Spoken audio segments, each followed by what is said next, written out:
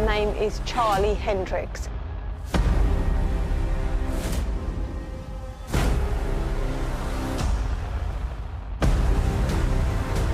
He hates her. He wants her off the island. One of those people down there is the killer. Hello, and welcome to Series 4 of Jam Presents, a podcast series by me, Mike Groves, and a good mate of mine, Jason Cripps. We're here to investigate the murder of Charlie Hendricks alongside Channel 4's new murder mystery reality TV show, Murder Island. Murder Island, a bonus episode. You know what? I actually love these. There's no time pressure, more time to gather our thoughts and reflect on a series as a whole. Not sure about a no-edit run at the moment, but we needn't break the habit of a lifetime, so let's see how it goes, see how many times you swear. But I also may actually throw a few clips in here and there, depending on how it sounds back. No promises, though. Don't hold me to it. I appreciate a few people have said, lazy bastard, not editing, but see how it goes. So you've got the chance to do an edit, and you're not even going to do And one. I might not. Lazy bastard. I think firstly we need to get all the niceties out the way. I've mentioned it a few times this series, but interactions we've had over the last 6 weeks have been really overwhelming. We've met a few negative Nancys along the way, but overall it's been really cool sharing the journey with everyone who's been involved. And it's been really unusual because normally we record all of these episodes fairly close together and then we release them weekly, and we'll have finished an entire series before our listeners are starting on episode 1. This time it's just, rather than just embarking on it with you, Jace, it's very much we're sharing this whole experience with hundreds of people who have been tweeting us and messaging us through the week. It really has been something else. I should say, though, it's not about us. Murder Island is a success because it's been well written, well executed, well acted, well paced, and ultimately it's about the 4 couples who put themselves up to the scrutiny of Palm, Macca, Sai, Claire Mitchell QC, along with over 1 million viewers. Fair play. Nothing but praise for the contestants. All of them had their qualities. They all brought something different. They all had an episode where they stole the show. Mm-hmm. I think whoever picked these guys, hats off to them, even if we do still hold a bit of a grudge that it wasn't us that was picked. I'm glad. The further it went on. Exactly. Having seen now what they had to go through, it wasn't the Murder in Small Town X experience. It was very much the, you're going to be a police officer. I don't think we'd have got away with dicking about. Can you imagine me trying to interview someone or even writing notes? But I'll just remember it. So you're not going to remember that. Just take some notes. I'll remember it. It'll be fine. No, I think whoever made the decision made the right choice. I guess there's a little bit of loose structure to this episode. Feel free to chip in whenever you want with, I guess, no bullet points, because that's what this is all about. It's more just a reflection on things. But we'll talk about the location, the story, the cast, some of the things we've learned from chatting to Nick and Andrew, Sarah and Rich, along with our own thoughts on a second series, some clarifications where we may have made claims that were strictly untrue. Who was that directed at? It's just that we've learnt a few things since. And when I go through, there are some comments that I've got, we mentioned this, but that wasn't necessarily how it panned out or what actually happened behind the scenes. In particular, Sarah picking us up on Hamish, because she then corrected us saying... absolutely schooled to me. But on that note, when we saw Hamish on Tuesday, he actually said that he spoke. Who did he say he spoke to? I think he was casting agent or something. Yeah, he's casting agent who's a Gaelic, Yeah. and he said that that's actually the correct pronunciation. Oh, Well, we stand corrected. A formal apology. Yeah, And- it really depends on your location, apparently, like where you're, like, you In know, if you're from, Scotland, yeah, yeah. in Scotland, if you're from like the Highlands, or that's so And- I wasn't actually wrong. But until I hear from that person, You don't necessarily believe it. don't necessarily She believe could it. be lying. So, I also spoke to this other person and said that was the correct way of saying it. And he was like, his name was Hamish. So who's the judge? So on with the location first. I think it's the way we've often done things as we've looked at the series as a whole, but broken it down into chunks. So in terms of the island, Hersa was the place that was the fictional island, but Gia was the place that it was situated. A beautiful Scottish island by all accounts, unknown to us, unknown to many prior to the show. From the BAFTA call that I watched earlier in the month, one of the producers said that they were responsible for picking the location, and they'd been there before with their wife, and he went back to scope it up and just landed upon it fairly quickly. Both the pairs that we chatted to as well had a great time there, Nick and Andrew, and Sarah and Rich said it's just so far from what they're used to. And also, Andrew and Nick pointing out about the beer at the shop not being stocked up. And Palm said that on that BAFTA video as well. It was very much, there's a shop owner there with an opportunity to sell a shitload of beer for a week because there's all this cast and crew there. Yeah. Didn't give a shit. But that's what we said. That is island life. Island life. And I think, was it the same shopkeeper, or certainly one of the islanders was basically the police, the postman, the fisherman, just Fire brigade, every job. Paramedic, plumber, electrician. Hashtag island life. And I really like how the show has put Gear on the map. Like, even residents of Gear have been listening to us and getting in touch. The owner of Ishbel's house messaged us at one point to say, that's my living room, when we posted a stupid video of Nick and Andrew. I can't remember what it was that they said. It might have been the cup of tea offer or whatever it was, but that was in Ishbel's living room, which is actually their living room. I do wonder whether or not she had to tidy up the tissues in Logan's room, or whether or not the STV did that. I was thinking about that. Imagine the set design there being like, should we just chuck some tissues down? Crumple up some tissues. Yeah. That's his alibi. But that was really interesting what Nick and Andrew said as well, in that every time they walked past their window, they noticed how well dressed that room was. So it gave them an indication that there might be something to do there later on, because you wouldn't go that far with dressing a set if you're never you're not going to use it. Yeah, go in it. Yeah. Andy, I think the chap's name is as well, who owns the manse now, or certainly had bought it before, but was used for, the location of Charlie's murder. We've mentioned, I think, previously on other episodes that he's renovating it at the moment, and there's some cracking pictures on Instagram. And also, I think he's got a blog where he's updating the renovations. Other than the torrid time they had with some of the days with the weather, it actually looks like a really, really nice place. So I don't think there's much more to say about the location. We could have done our research. Population of about 6. It's not. There's about 100. I've heard a few. 150 to 175 people I've seen on different places, but could have done a bit more research. But this is it's a reflection. It's not an in detail analysis. Don't hold us to the facts. It might not be true. Exactly. We have to do another follow-up episode to clarify some of the things we've said in this one. Onto the story, written, as everyone knows, by Ian Rankin. I think the depth of the characters, their backstories, and how we were led on for 6 episodes still guessing who the killer was fantastic. And I've said a few times that perhaps it would have been better if suspects were eliminated as we went along. But then, actually, it makes it a bit too easy, doesn't it, for the contestants? And I know that happens in real life. As soon as you hear about alibis, you can sort of take people out of the equation. But I love that even up to the final episode, we were still getting votes on Twitter for Freddie and Tony to be in the killer. And that's unusual, because normally you get any shows with like this, you've got 1 or 2 people that you could sort of put your finger on. But I think even in this, everybody had a reason for each person left to, or every suspect to still be the killer, even up to the last episode. Or even that last episode, I think you've seen sort of a montage of everyone sort of go in that direction to the house. Yeah, either going to or leaving the house. Yeah. And it's only because of Logan's internet history that we know he wasn't. But again, it's a laptop. You can take that remote. That's even worse. And well, it's a lot worse. He's outside with his face pressed against the window. And we said about it before, but that was like a 3-hour session on porn sites. He could have easily just hit play and gone out, couldn't he? Yeah. So I still think it could have been any of them. But I think that was really good. I will drop our first clarification, because you were asking what sort of things I needed to clarify. We challenged whether or not there were multiple endings, as since it was left so wide open, there could have been alternate endings which saw any one of the suspects as the killer, depending on who Rich and Sarah had picked. Now, we have it on fairly good authority that there was always only one killer.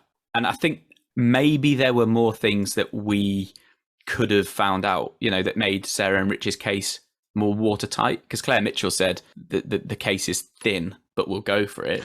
Yeah, it would have been good to see like Simon or Macca, not to undermine Sarah and Richmond, but say, right, these are the things that you missed. Yeah. Or could have thrown into the evidence package, or whatever you want to call it, into the presentation they did, where they sort of formalize it all. But I think this sort of that comment around that, I don't know if there's anything more you want to say about the story, but that leads nicely into the production of the series, because I don't have any complaints about the production. I just think that perhaps it ended up being a much bigger beast than they'd originally expected, and that clearly Ian Rankin has created this massive backstory. He's got all these in-depth characters. He's got all these stories for where they were and when they were. And then the reason we thought it was left open to force Sarah and Richmond, or to force Sarah and Richmond to win. It didn't matter who they picked. That's because there was so much left open, or still some stones unturned. And I think maybe that's a lesson learned, I guess. And we'll discuss later on. We'll discuss what we think about a second series. But it just felt like from my point of view, I just wish it was that little bit longer. So either we could find out a bit more afterwards and as to why it wasn't other people, or Sarah and Rich find those things out themselves. Even if it is just a bit of a fudge at the end, and they say, right, here's 6 things to make you realize it's not Freddie, it's not Alicia, it's not whatever it may have been. But I genuinely think that comes down to when they. I don't know. We could be talking nonsense. You and I are not in TV. We only know from watching these shows. Yet. But it definitely seems like, I wouldn't say they bit off more than they could chew, because that's undermining somewhat. I still think it was amazing, but I think that perhaps they didn't realize when they said, right, we're gonna create 6 one-hour episodes, that they easily had 8 to 10 episodes, didn't they? Yeah, and speaking to the contestants, the hours and hours of footage there must have been that had to be edited down. It would have been absolutely mad. Like you said, they could even, and I'm not saying they're string it out to 10, but they could have easily made it 10 episodes. And I guess that also, we should touch upon the fact that the ambitious side of it is that they selected the couples earlier in the year. We applied back in, I don't know, February, March time, something like that. They started filming in May. And then within 5 months, they've brought it to screen. As you say, they've cut out those thousands of hours in 4 or 5 months. And we know from Murder in Small Town X that they had, I think, 40,000 hours of footage or something like that. They had to whittle down to 10 episodes. And this is the exact same thing, isn't it? Where it's such a big piece of work. But with all that in mind, like if you were given 2-3 years to create something like this with all that footage, then there's no excuses for it not being absolutely flawless. And then you could start looking at, but this, considering what they made within 4 or 5 months from thousands of hours of footage. Yeah, definitely. Phenomenal, really. And there's obviously other stuff we don't really think about. It's like the structure, the flow, the momentum of the story. Yeah, absolutely. And the way they film it and the way it came across on TV, we did have a suspicions, didn't we? And Andrew and Nick confirmed that some of the things that they found out fairly early, they didn't let us know until later on. And that, again, how complicated is that? Because then editors and producers just have to look at all this stuff and say, right, we've got all this footage from day 3, but we're going to put that in day 1 because they're all asking for the CCTV footage on the same day, or whatever it may be. Because otherwise it would have been so choppy. I can't get my head around it, because any normal sort of drama is very much, this is exactly how it unfolds. But not only have they got the story from Ian Rankin that they're putting into this drama that they're creating, then they're going, right, but investigators can ask on any one of those 8 days. If they're still in the process, they could call upon that information at any time. And then these guys have then got to go, right, we've got to splice all this together. So that's monumental. It's not like creating an episode of Corrie, is it? Where, start, finish, this is what you've got to do. And there's about 6 different scenes. It was massive, a massive undertaking. And I think that's my only sort of comment really, is I just wish it was a few more episodes longer. I think that would have done it. Yeah, maybe to flesh out the ending and also to discount the others. Yeah, exactly that. Exactly that. So you are properly whittling them down rather than just taking a punt on 2. Not taking a punt because they know it's Ishbel and Logan, but being like, right, we definitely know it's not Freddie because of this. Because obviously, Logan's alibi about being on his laptop, that was probably the only real alibi anyone really had, was it? It was. No, without a doubt. Do you know what I mean? So you could have said, right, like, Hamish was here because we've got this and this and this, backs it up, until we maybe had a pool of maybe 4 and then been like, right, now who is it? Agree entirely. But like you said, what they've done in such a short time and trying to like weave Ian Rankin's story into it, well, it being of Ian Rankin's story, and then putting sort of a game show / reality TV into it is monumental. And I think this is why sort of I was umming and ahhing about whether or not to do a bonus episode, because there's there are no episodes left, and people are evidently only really following along with this because they want to maybe see things that they hadn't previously seen. Some people just want to hear us tell the dictaphone joke one more time, whatever it may be. But I felt not obliged, but I just wanted to sort of clear some air somewhat, because I did feel bad. Firstly, episode 1, we were conflicted, half-baked. Knowing what we know about episodes 2, 3, 4, and 5, we were like, no, it needed that to set the scene, but also knowing what we knew as it progressed. That would be like saying, oh, Lord of the Rings, oh, it's a bit boring in the first 10 minutes, and then look at what the masterpiece it becomes. But even in the end, like, we watched that last episode and then we spoke about it within 15 minutes of it finishing. We got on, it finished at 10:15. We got onto the podcast at 10:30, and we're like, oh, I feel a bit deflated or a bit disappointed with the ending. But actually, now we've slept on it. Now we've had a few days to think about it, and now we've chatted with Sarah and Rich, Andrew, and Nick. It's like, holy shit! It's incredible what has been created, and what I think we're never personal. We're not. We've only got our opinions, and our opinions don't matter. Well, not at all. Not at all. We're not speaking to 9 million people when we do these podcasts. We're speaking to about 9 people, but like, I am conscious that this is some people's life work. This is some people's proudest work, and they should be bloody proud because it was incredible. And I would hate to think that anything that we say, people might have listened and gone, oh, and Andrew and Nick did say that some of the conversations they had, people might have felt a bit hurt from our first episode, and then obviously it picked up as we went on. I was actually chatting to the producers about you guys. I was saying, oh, have you listened to the Jam Presents podcast? And they were like, of course. So they all listened to it as well, which I think is great. And I think obviously for them, it's like their baby, isn't it? So I think they said the first episode, they were like a bit hurt by it and stuff. But then they said, actually, the more than I think you guys got more into it, and they liked it a lot more. So yeah, they know who you guys are now. Yeah, and they're like, we're never having those guys on ever. Yeah, I'd rule out Channel 4 for any further applications. There's one channel down. One, our opinions don't matter. So even if we say something's crap, so what, But 2, it wasn't crap, and now we slept on it, and we sort of started to put it together and think, overall, the experience was just next level, really. Yeah, and I think, obviously, not being in the business, and no one is unless you work on it, you don't understand how logistically hard filming something like that is. Like you say, cutting from days to days. You've got actors that are doing improv. You've got to set the scenes. You can't feed too much evidence to certain people at certain times.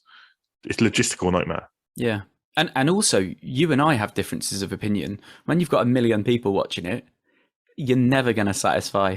I don't know. No, only a small percentage, really, because some people would have said, I think ultimately the main thing was it ended on such a high because Sarah and Rich won the money. If that hadn't have happened, I think people would have kicked off online, really, wouldn't they? Because they fully deserved it for what they went through. But I think that you're always going to find, the fact is there's no such thing as a 10 out of 10 TV show, movie or anything like that, because not everyone can agree on something being perfect, apart from Back to the Future and The Muppets Christmas Carol. Even Back to the Future 3. I only said Back to the Future. I didn't. Okay. Yeah. Okay. I mean, it might be the best trilogy ever made, but yeah, we'll forget about the ending. So yeah, look, again, I really want to get that across because I have felt bad, a little bit bad, especially when there are so many people we're now chatting to and having conversations with, and even like Andrew, Nick, well, all the contestants that have been on it, we've wound them up a little bit as well, haven't we? There have been moments we took the piss out of Hamish for a long time, not Hamish the actor, but the fact that Sarah said Hamish, the fact that Nick and Andrew went and saw Logan and asked about his dead dad, the fact that Chrissy and Caroline asked Alicia how Charlie's dead body reacted and things like that. Still makes me laugh now. And even Dot and Rocks, I'm sure it was Dot and Rocks first, wasn't it? Because it was the silver fingerprints. Yeah. Which again, that's not any sort of personal dig, and I think people are aware of that. I just want to be sort of completely clear because I would never ever will any sort of no malice. There's no malice. Absolutely not involved at all. There's no disrespect to anyone on the show because it's been great. It really has. So we'll move on to people now. Actually, in the cast, there are a few negative comments online early on around like the acting. And maybe it was just down to the pacing of the first episode because you're bombarded with stuff, aren't you, initially? But from my point of view, the actors were remarkable.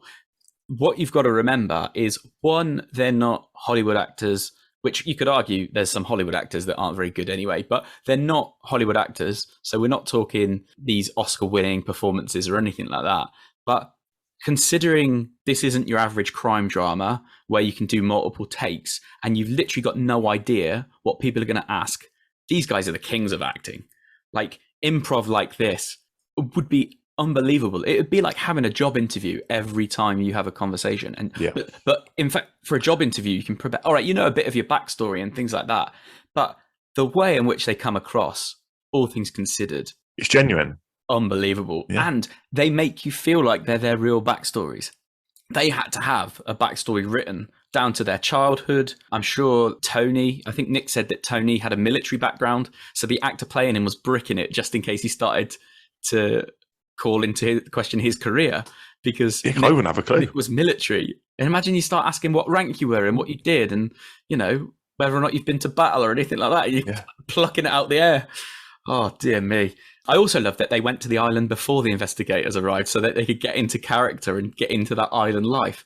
And the lad said that when they went into the pub, was it at the end of a shift? I think they had like a day off or something, didn't they? Day off filming.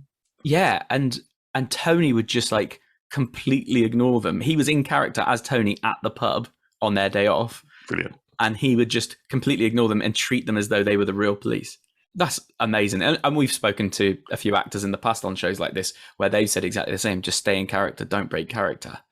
But then again, both the lads and Sarah and Rich said that they were completely different when they met them at the rap party, which must have been mad to actually go then and see Hamish not as Hamish. It's like it's a completely new person. Yeah. Amongst the cast, we had a few actors who may have been semi-recognisable. All of them have been in Hollyoaks because every actor that we see on TV has. Second clarification, by the way, that's not true. I did make that up. Did you say that, did you? No, I'm just saying. Just from about 3 seconds ago. Yeah. Oh. Martin McCormick, who plays Tony, however, was in Hollyoaks later. And I don't know if that means he'll be in a future episode of Hollyoaks or if that's like the programme that they do post Watershed. When it's a bit steamy. Yeah, that's it. So, but weirdly not in Hollyoaks. So I wonder what character he was playing in Hollyoaks later. Anyway, Malcolm Cumming, who plays Logan, who I made a very disgusting joke about when someone tweeted in saying they didn't spot Malcolm Cumming, which still makes me laugh now. But he is in Anna in the Apocalypse, which I've looked into. It's described as Shaun of the Dead meets La La Land.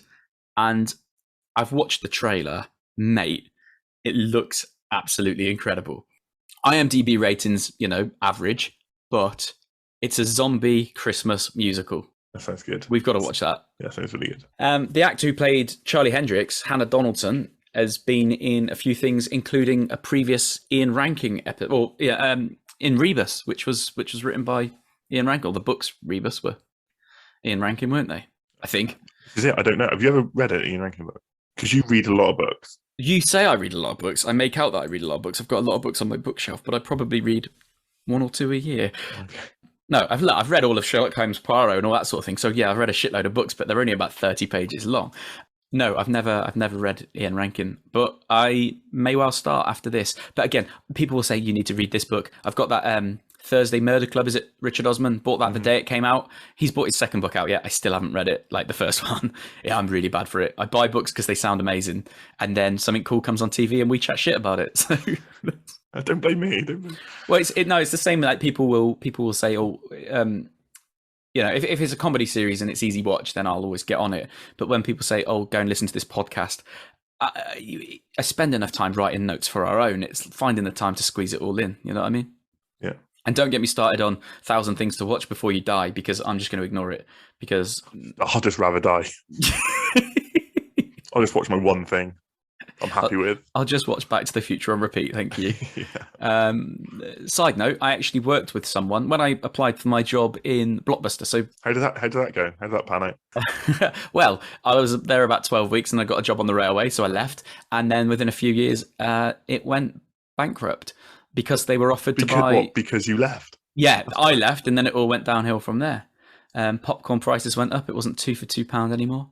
No, so when I applied for my job, in my interview, they were saying, right, sell us a film. Like, as part of the interview process, think of a film you've watched recently and pretend I'm a customer and try and recommend it to me. I'm like, all right, I was like, I've just watched Batman Forever. And they're like, no, try a newer film. I was like, oh, all right, Batman Begins. And I think it was because I'd watched Batman Begins that I went back and watched all the old Batman films. And that's why I was in Blockbuster in the first place, to find all the old Batman films. So anyway. But you went in to rent something out.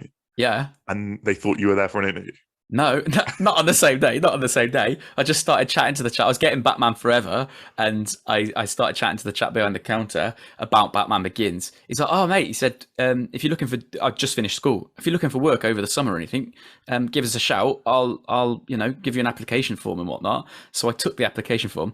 This is how wild it gets. The job that I was going for was the job that my wife had left.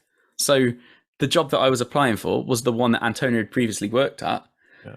Anyway, this is a big long story. You don't need to know the history of it. But anyway, later on, then, like months later, I met Antonia, and eventually we got married. But there's a bit of romance. Is that why at your wedding you're dressed up as Batman and Robin? It's why my wedding was Blockbuster themed, and the carpet smelled like piss. People throwing popcorn rather than confetti. Yeah. Exactly that. Let's get back on track. At this interview, and this isn't anything to do with Murder Island, but at this interview, I was asked to describe this film, and I was like, okay, well, I'll go Batman Forever. No, pick a newer one. I was like, okay, Batman Begins.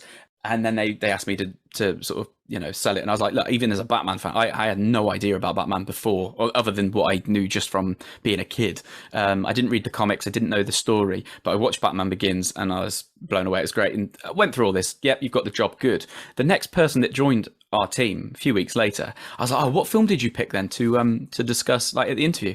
He went, I sort of got away with not doing that. I was like, oh, how'd you get away with that then? I've only ever watched one film. And this guy's like 20, 22, maybe something like that.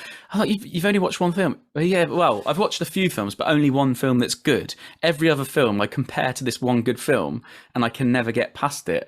I'm like, all right, what's the film then? He's like, oh, it's Castaway with Tom Hanks. I saw that in the cinema, to be fair. And don't get me wrong, it's a good film. It's a solid film, right? But comparing every other film forever after that. Imagine watching like Return of the King and being like, there's no Castaway, is it? But there's no Wilson.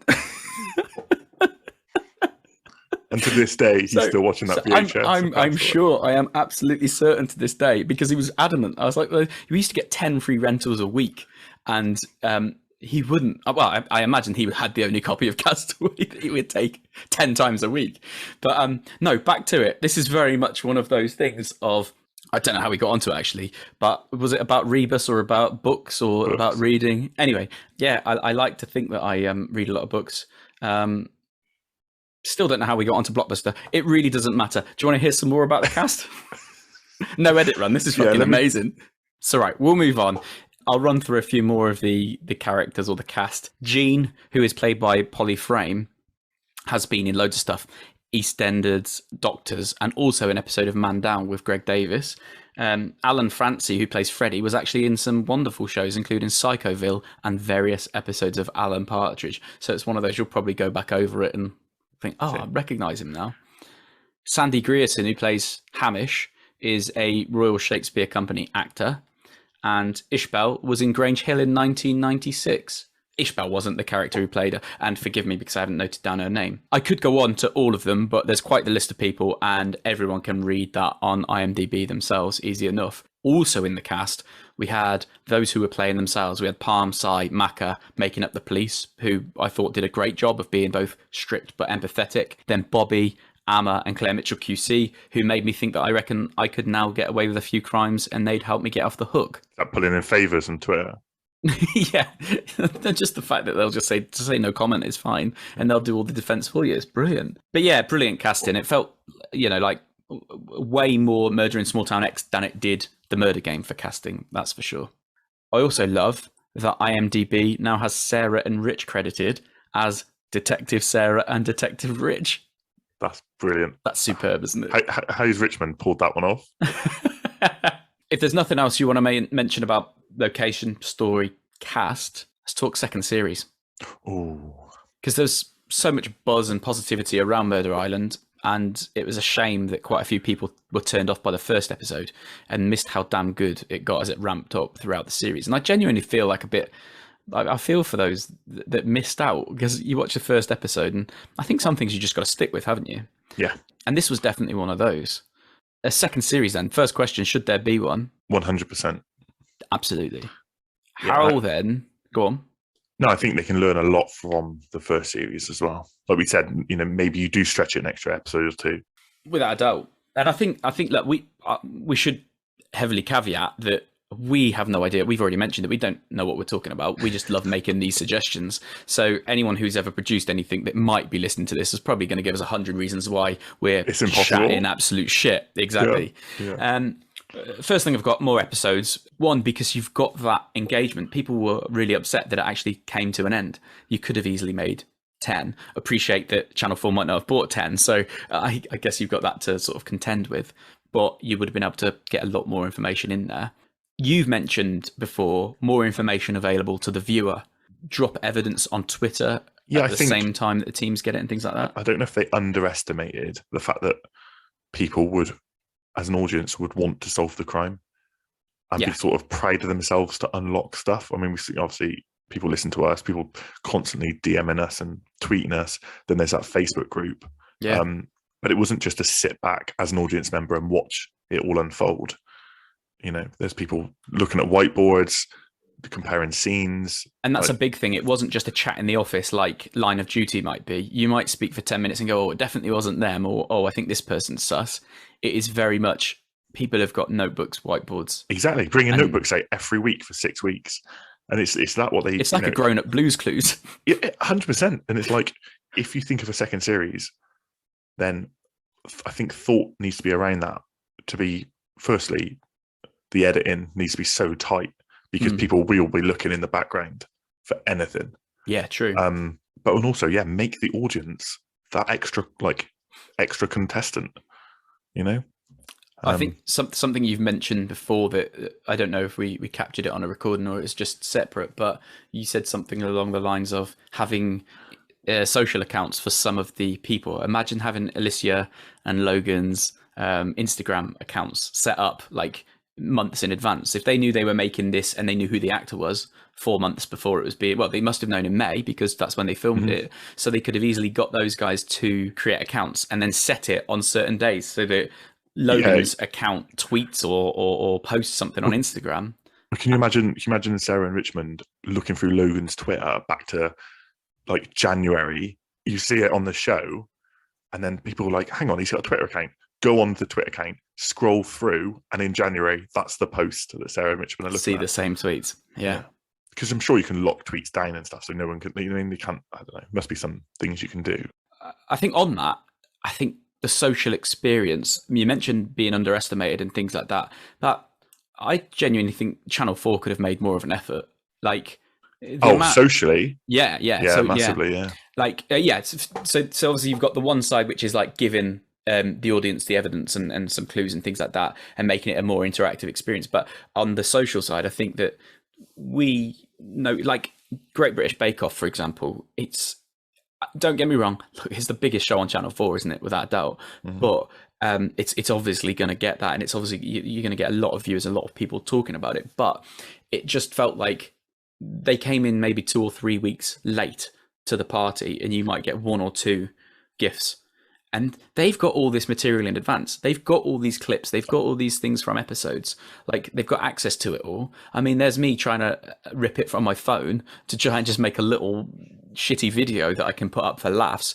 But it just, I guess they've got their priorities. They've got their social media team, and they will go, okay, we're going to put 110% into Great British Bake Off because we've got 10 million viewers, and then we're only going to put 10% of that into Murder Island because we've only got 10% of the viewers. But I just feel like there's so much, especially with social media now, most people just want those laughs. Most people just want to be involved. Yeah, I think it was a missed opportunity because you did see some promo for it, but Channel 4 could have pushed it a lot more. And I know it's trying to be a little bit more serious, which that's fine. You can have tweets that are serious. But post episode, you can still have funny ones, definitely. Which they started to do slightly. Didn't they? And they did. They definitely did. Next thing I've got is for a second series, change of location. And I know Ian Rankin, tongue-in-cheek, suggested the next series being set on a train, and I think that was in response to a Claire Mitchell QC tweet saying that she's running late, either for the wrap party or something like that. But I would love, like, why not? I know Murder on the Orient Express exists, but why not make it more condensed? We like a block of flats. You would have to. I think you would have to, because the thing with an island, especially the island they went to, it's so self-contained, like you say, so isolated, so small. If you start making this bigger, it spirals. So something like a closed circuit, such as a boat or a train, block of flats or something. Just all self-contained, an army barracks or something like that. Do you definitely. mean that no sort of outside source can really interfere with? Equally, I do love that they took over the whole island, and you can, when you've got 150 odd people to, make aware. It's a lot easier than, as you say, you couldn't set this in the middle of London. No, but it would still be good to have a different setting. Instead of like a sleepy island, it should be like a busy block of flats or a boat, as you say. We spoke to the producers of Murder in Small Town X, and they said that they'd love to do a similar thing on a cruise ship.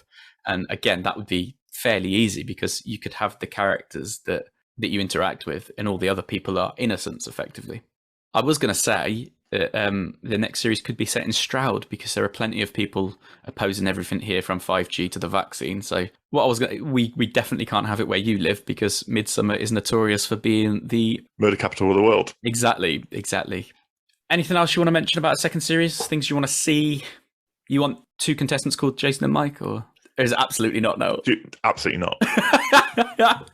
Yeah, we want to do the podcast, but faces for radio.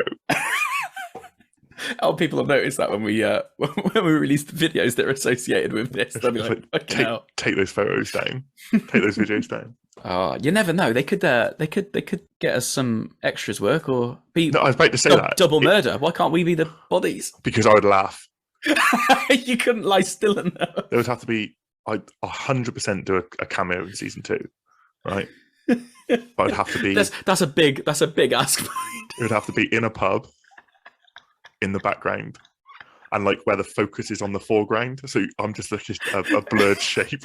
That's what I mean. It can't be in a sleepy village, because all the pubs are like proper old school pubs. And you'll be ducking down everywhere. I'll be ducking down constantly. Beams, just smacking my head on beams.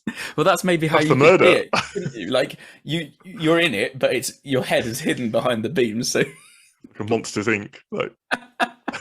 Like, Mum, look at me. I'm on TV. That's me. Yeah. Anyway, that we can't end without mentioning a few things we've got up to this series, like engaging with Ian Rankin, David Mortimer, Palm, Cy, Macca, Claire Mitchell QC, Bobby, Amma, most of the contestants, even getting the occasional like from some of the cast. It's been amazing just to interact with all you guys. I say you guys as though you're listening. I think most of them have probably switched off now and gone, fuck those guys. They talk rubbish. Yeah, nonsense. But look, no, we ran a competition where we gave away a hot water bottle, a peacock-themed diary / notebook, a dictaphone, and some other bits and pieces. We spoke way too much about that bloody peacock and dictaphone, although I fear that they will stay with us for life now, and that any show that we cover where there's a peacock or a dictaphone, people will be pointing out. It's such an inside joke. I hate it. The thing is, it's one of those, rather than people saying, good podcast, or oh, this is great, most people will say, oh, what about the peacook lads? What about the dictaphone lads? Well, I think, was it Richmond that said about the dictaphone edit that you did? Yeah. It was mentioned like 20 times in one episode or something. Yeah. We made the edit. Dictaphone is almost on the dictaphone. And find this dictaphone. Dictaphone. Thinking the dictaphone. A dictaphone. Where would I hide the dictaphone? Dictaphone. The dictaphone is Dictaphone. Yeah. Dictaphone. Yeah. I thought the dictaphone was Dictaphone. On the dictaphone. Was being recorded on this dictaphone. On the dictaphone. We read live tweets as they came in while we were recording episodes, and that was mad. Live radio must be absolutely insane. I know they've got like people filtering them, they've got computers filtering them and all that, and they get told what to read. But my God, it was hard at times. we genuinely interacted with hundreds of people and far too many to name, but special call out to Perry's mom, who we still don't know if she enjoys the show or if she's just being forced against her will by Chris, so he's got someone else to talk about it in the States.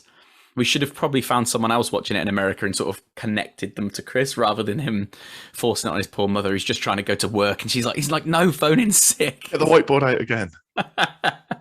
Mate, we also had a moment the other day before I hit the record button where you were actually asking, it did make me laugh quite a lot actually, that you said, oh, this time are you going to read tweets out from more than just the usual lot of Chris, of Beth, Scott, Holly, Tedley Manor and Sarah Lynch, which led to the best rendition of Whatever by Liam Lynch, rewritten for Hamish.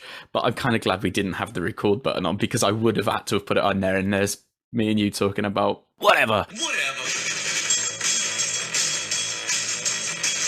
I mentioned it a few times here that we spoke to Sarah and Rich and Andrew and Nick. All of them were great sports, especially for putting up with our shit every week. As we've mentioned, the fact that we would rib them a bit on social media and on our podcasts. Both Zoom calls were very different, but so brilliant. And it was so refreshing to talk to them all. We've uploaded those. So if you haven't already watched them, go and take a look. They're on our YouTube channel.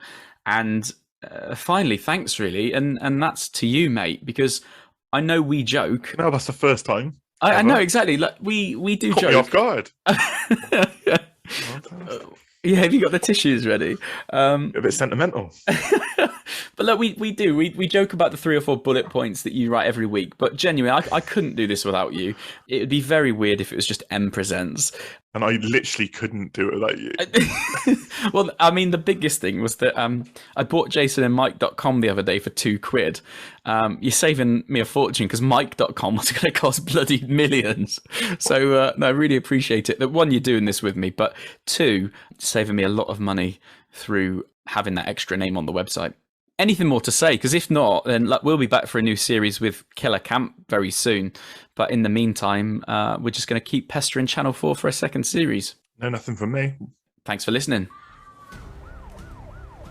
If you've enjoyed our Murder Island podcast, check out jasonandmike.com for all of our bonus content and previous podcasts on murder mystery reality TV shows. Feel free to follow us on Twitter and Instagram. We're @PresentsJam. We'll be back next week with Season 1 of Killer Camp.